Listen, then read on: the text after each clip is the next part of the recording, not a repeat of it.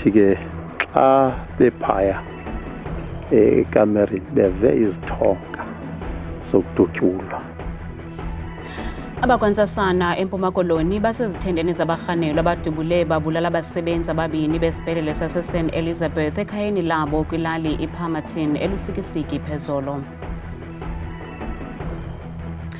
Uphinde wanqakulwa ngale ntsasa lowo utyholwa ngokuba sisihlwengu isiquqa sibuyelele eNkandla KwaZulu-Natal nobeqhweshe eluvalelweni ngomvulo kwaye uza kubuyela enkundleni kwiveki ezayo. Sinamkele kwindaba zethu andambe ndodwa andamba nophumza sikhumba noyitoliki yolwimi lwezandla Botani Msontsundu.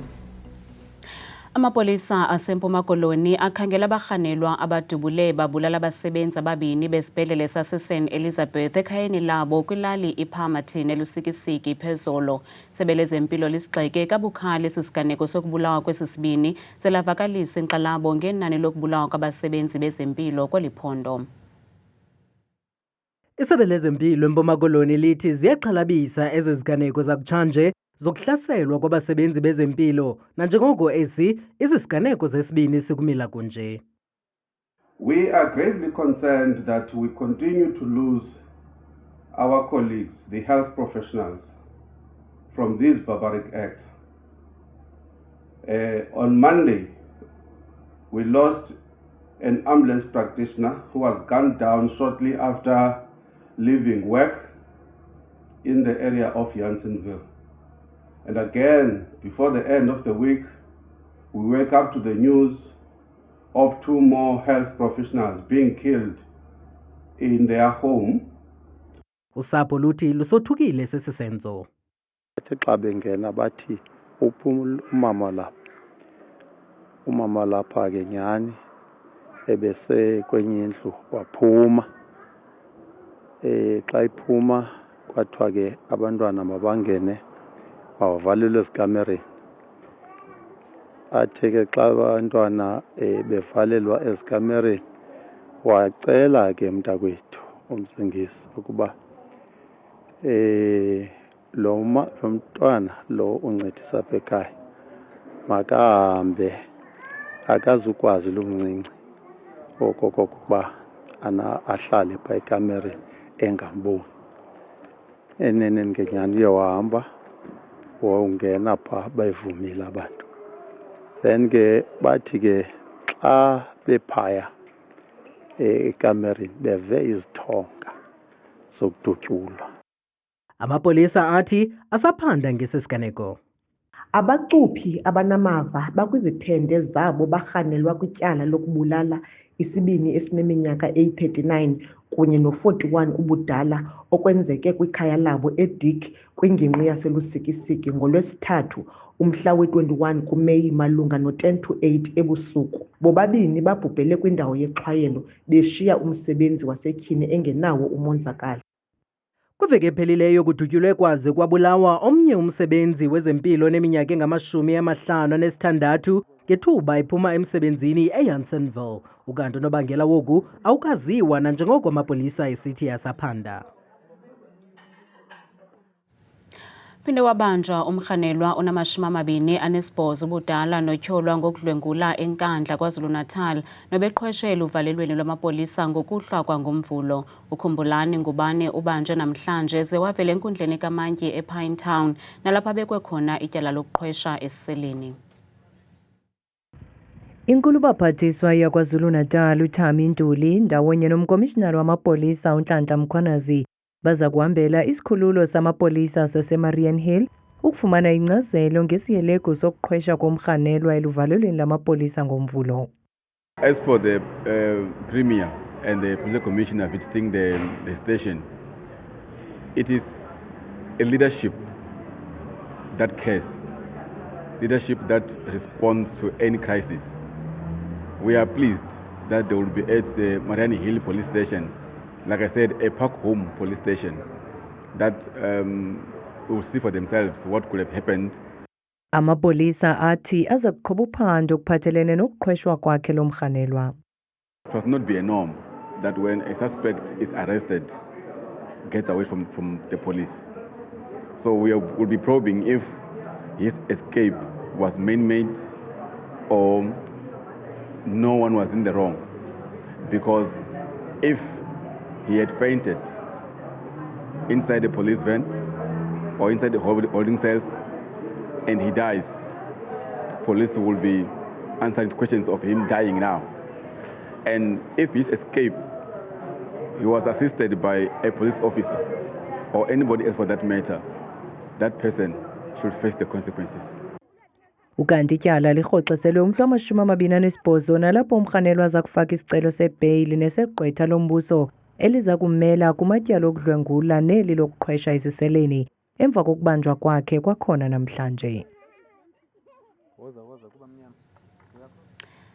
Mapolisa aseMpumalanga bambe amadoda amabini ngokuthengisela abantwana besikolo iziyobisi. Imela kunye nentsangu ziye zathathwa ngamapolisa kwizikolo ezahlukeneyo ePienaar ngethuba kusenziwa uqoqo. Abanye babafundi ababhaqwe nezinto ezingavumelekanga kumasango esikolo baye baxela ukuba bazithenga phi.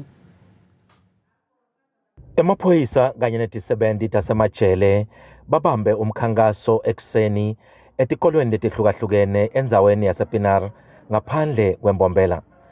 Lo mkhankaso uyingcenye yelihlelo lahulumende loluhlose kulwa nebugebengu lobugcine buphazamisa kufunza nekufundzisa. Kanti-ke kutholakala tintfo letinyenti letingekho emtsetfweni lebetiphethwe bafundzi. We found pockets of dagga and some unwanted items where we were told that these learners, they would bring toothbrushes into the school under the pretext that they are using them for their shoes, when in actual fact they are using that as weapons to injure other learners. Labanye bafundzi bakhombise emaphoyisa letinye taletindzawo lapho batsenga khona insangu kanye netjwala. Litiko letemfundvo eMpumalanga likhatsateke kakhulu ngalesimo etikolweni kwatise kutsi tenda kutsi kwandze bugebengu. The issue of crime, it is a very serious concern, especially from the side of the department, because it affects learning and teaching. Currently, as we speak, in the White Hazy Circuit, there is high levels of crime where parents and educators and learners in particular are scared of going to school because these criminals have a way of getting into the school premises and disrupt learning and teaching by stealing even imported equipment from the school. Emaphoyisa sekanxuse batali kanye nemalunga emphakathi kuthi abike emagama alabo labathengisa tintfo letingekho emtsetfweni kubafundzi bakulendzawo. Kanti-ke bathi lokhu kutawusita ekutheni labo babukane nengalo yomthetho. Etindzabeni tetfu ku-Channel 163 lotilethelwa iNewsroom Africa, ngingumweli Masilela ePienaar eMpumalanga. Ongamele ezempilo eMpuma Koloni unkosikazi Ntandokazi Chapha namhlanje udibene neentsapho zabantwana ababini abaxhilwe kwisibhedlele iDora Nginza ngokuhlwa kwangoLwesibini. Lentlanganiso iza kanye emva kosuku ezintsana ziye zabuyiselwa koonina bazo. uChapha uphinde wadibana nabasebenzi besisibhedlele njengenxalenye yeenzame zokufumana iinkcukacha ezithe vetshe ngokuxhilwa kwezintsana. Kwinkomfa nonondaba uthi kuye kwabakho izikhewu kwezokhuseleko kwaye ukuxhilwa kwezimveku kwakucwangcisiwe.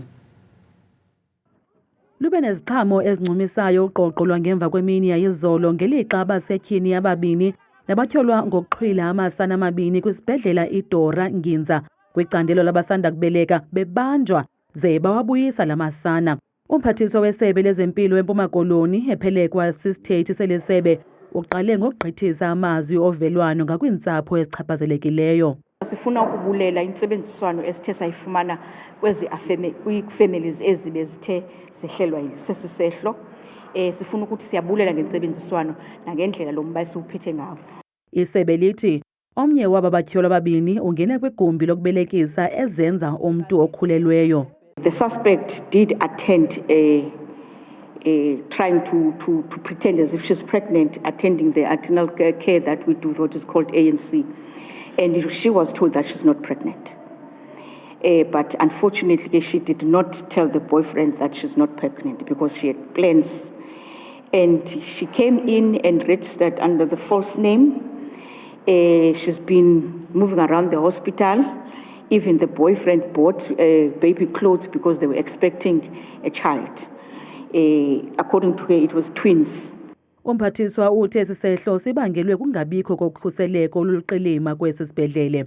Siyafuna ukuthi sicela nisinike ithuba loba siyigqibezele lenyewe kuba njengangoku iyavela ngomso ecourt. Sawukwazi bake ngokuxa sele uqukumbelwe umcimbi lo sikwazi ke ukungena nzulu ngezi zinto zoba bekwenzeka intoni na. Uwothulele umnqwazi umsebenzi wamapolisa umphathisi wayesithi icandelo lokhuseleko labantwana liza kuqhuba nophando lamatyala amabini okuxhwila. Abarhanelwa kulindeleke ukuba bavele enkundleni ngomso. Kulubaphathiswa yaseGauteng uMnumzana Panyaza Lesufu ubhengeze ukuba uza kuphehlelelwa kwinyanga ezayo umlenze wesibini wenkqubo yokudala amathuba emisebenzi kubantu abatsha neyaziwa ngeNASISPAN. Umlenze wokuqala wale nkqubo wavula amathuba emisebenzi awohlukeneyo nalapho abantu abatsha bathi batyalwa kumaphulo okulwa ulwaphulo-mthetho nenkqubo yokuqinisekisa ukhuseleko ezindleleni. LokaLesufu uthi kweli tyeli baza kugxila kakhulu ekuxhobiseni ulutsha ngezakhono. Later in June, we are relaunching the NASISPAN a Crash Nelova program. This has been a massive program that they've assisted us to create opportunities to almost 60,000 unemployed people. The Department of Education is now in the process of recruiting 32,000 assistant teachers. We also want to recruit additional 40,000 beneficiaries that will work within government institutions in the next 12 to 36 months.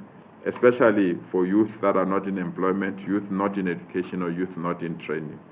We are pleased to announce that this NASISPAN program or skills development program will be launched next month, and we're intending to partner with the Department of Labor and other institutions that have been assigned the task to create job opportunities. Namhlanje umbutho wamanina we-ANC ukhumbule usekela mongameli walombutho unkosikazi Lungi Mganga Cabashe kwinkonzo ebibanjelwe eDurban Playhouse. Nkosikazi Lungi uxelwe njengeqabane belizinikele embuthweni ewukhusela ngako konke nako. Unkosikazi Lungi Mganga Cabashe uchazwe njengekroti ebelizinikele emsebenzini walo ebeliqinisekisa ukuba umbutho umile awugungqi eThekwini. Oxa bakhe bathi ubengenalo uloyiko xa esenza umsebenzi walombutho. Comrade Lungi was a selfless, dedicated member of the African National Congress. She played her role during the dark days, especially in KZN, where our people were maimed and killed by Inkatha. She stood fast to defend the African National Congress and make sure that she mobilized our people into the ANC. We are here really today to celebrate this formidable leader, a passionate volunteer of the African National Congress, an organizer in the African National Congress, but also a champion for women's rights within the African National Congress. Kambe uBhekicele uthe indlela yokukhumbula unkosikazi Lungi kuqinisekisa ukuba lo mbutho usebenza nzima ukubuyisa isidima sawo kweliphondo. Masithi Lungi lala ngoxolo lelitheka libuye.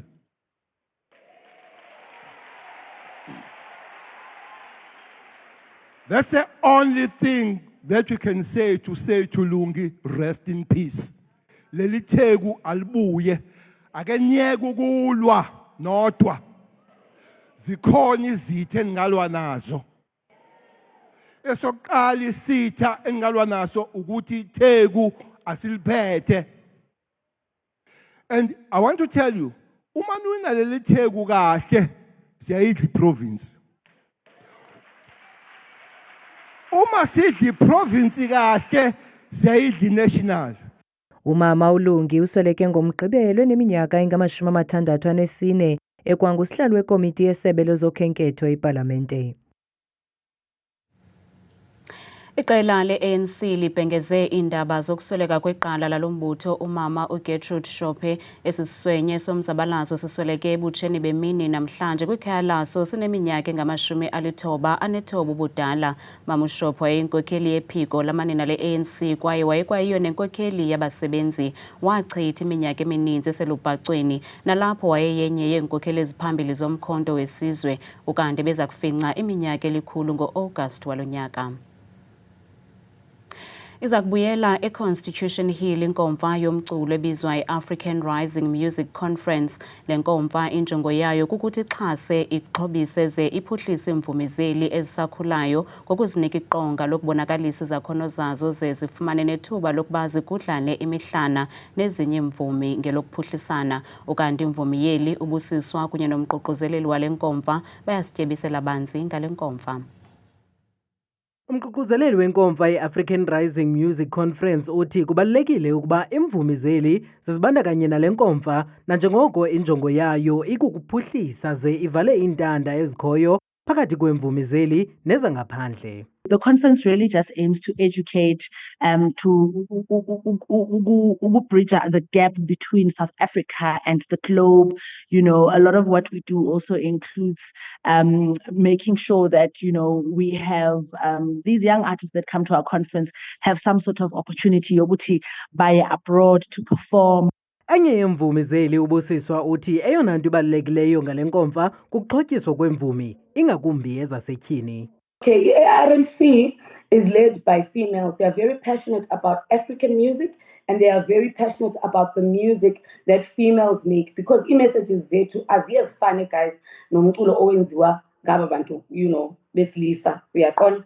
Thina sine, like for example, ezingoma benzenza ngoku eGermany, it's songs about friendship, it's songs about grace and how we live in grace. You know, siphila ngomusa emhlabeni uyabo. So females tend to be more nurturing even in the music that we make. You know, this is a proven fact, you know, even indlela esifumana like ne-audiences zethu ngayo iye yohluke. Ubusiswa uza kukhupha icwecwe lakhe elithi Honey and Grace nalishicilele eJamani. Le nkomfa iza kuqukunjelwa ngoLwesihlanu lo wangomso.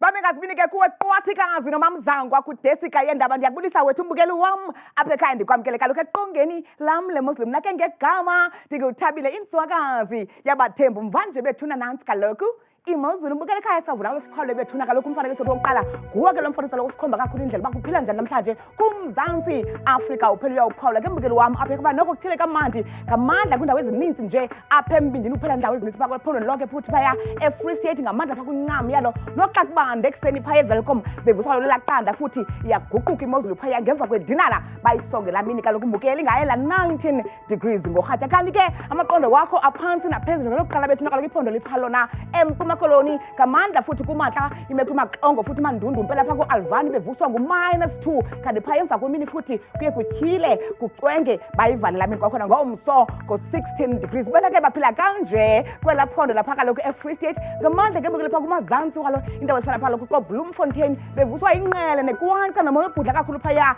ngaye kaloku la 0 baqhube nemini futhi livele ilanga emva kwemini kona ke bukele imozulu kaloku yona ithi phaya ephondweni elisentshona kaloku ngamandla futhi kunqweme ndawo ezo ke ezifana phaya kaloku koFred Ndala ekuseni futhi ngo-10 degrees nempuma elapho noko kuconge kamnandi nje yonke iva kwemini yangomso bukeli chuncembe nam ngokubanzi phaya ephondweni elisenorthern Cape ngomso ngamandla futhi kwimpuma elaphondo ndawo ezifana napha kaloku ePriska ekuseni futhi ngo-2 degrees naphaya koDiara kucwengile emva kwemini nje yonke la ntsasa kanti bona baphila kanje phaya ephondweni laseNorthwest ngomso ngamandla kwintshona namazantsi futhi njengapha kaloku bukeli wami eToska ekuseni bevuswa ngo-4 naphaya ke phofu koMahikeng kusafana ngo-4 degrees kwakhona mbukeli benjenje kwela phondo lapha kaloku eRhawutini apho sikhoyo thina ngawo lo mzuzu phaya emazantsi njengapha kaloku mbukeli ekhaya koCarlton futhi iyavakala inkwanca nomoya phaa ngeqanda napha futhi eSprings kusabanda ekuseni kwakhulu futhi ngayo futhi kaloku la 0 ngexesha lasekuseni sinyuke njalo ngokubanzi futhi ephondweni eliseLimpopo nephakame kakhulu ke mbukeli wam apha eMzantsi Afrika phondo elikubukela Limpopo njengapha koPhalabulwa kwimpuma yalabo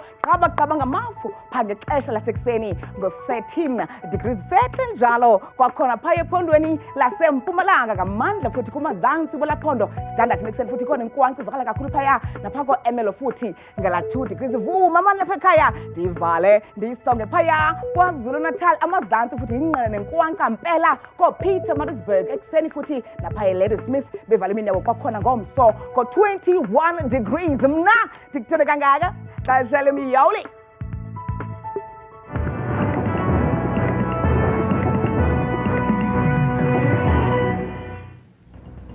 Kamnandi mawethu.